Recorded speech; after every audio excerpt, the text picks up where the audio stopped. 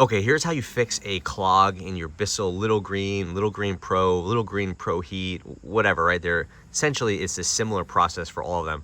You'll know you have a clog because you'll stop seeing suction or power coming in from the head here. You'll turn it on. Everything seems normal, right? And then look what happened. It stopped sucking. Something was happening in here. It was pulling all that in, and then it sort of like clogged. It just stopped working. That's symptomatic of a very common clog. Here's how you fix that clog. You could save yourself some time by doing a visual inspection and trying to see where the clog is. It's not here.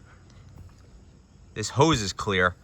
Okay, so it doesn't appear that the clog is in the hose. That means it's probably somewhere in the unit itself. It could be in the L-bend here, but the first thing you want to do is, you can see that it isn't quite full, but I've been vacuuming out this kind of, this rug here is picking up a lot of junk.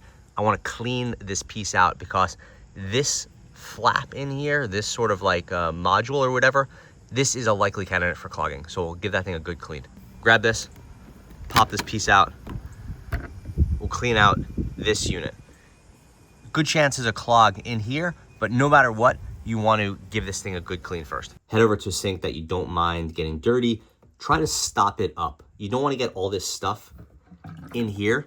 You don't want to pour that down the drain if you could avoid it. Most of it you want to grab from here, throw out, then clean out the dirty water. With this model, you just turn this piece here, grab this, and this thing you dump out. Again, I had this stopped, and we'll clear out all this stuff, get all the hair and fuzz and gunk out of there.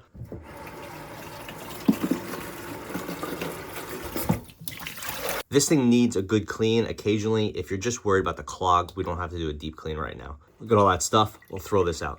This piece usually needs a clean. It can clog, and it definitely accumulates some gunk, but in this case, for me, this one isn't clogged. You could usually tell just by looking through here and seeing if anything is obstructed.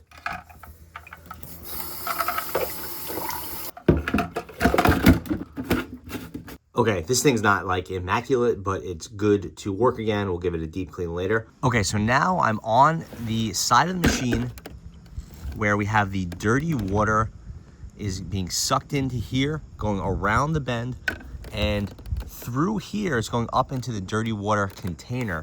But we can clearly see there's a bunch of junk in there. You could try to get that out using like a skewer. This is just like a barbecue skewer. And you could see there's a bunch of stuff there from a rug. If that's too hard to get out, there's 3 Phillips head screws right here. As you can see, you could carefully take those out. Okay, so we're gonna lift this out, and we can see that this L-bend right here is pretty dirty. We wanna give that a good cleaning. So this is heavier stuff that failed to go up into the dirty water tank. Usually the vacuum pressure is enough to do that, but if you have some heavy stuff like sand, and that is combined with longer hair from a rug or a pet, then there could be some problems there. So you wanna be careful, since you have, in the middle of all this, you have the hose. Make sure you don't poke that water hose. That's the water that is going out, that you're spraying into the rug or whatever when you're doing your cleaning. Okay, it's looking pretty clean. So we'll put this piece back and we'll test everything. Just don't over tighten these screws. It doesn't have to be super, super tight.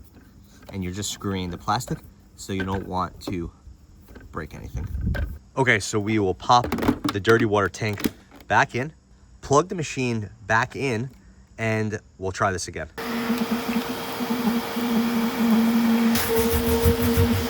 Okay, so no clog, and we have full suction power. And then on top of that, the machine, when it's active, it sounds like it should. It doesn't sound obstructed or like you're not getting full power from it. Usually you could tell if something's up because the vacuum is not going to sound properly. So that's it. That's how you fix a clog with your Bissell. Thanks for watching.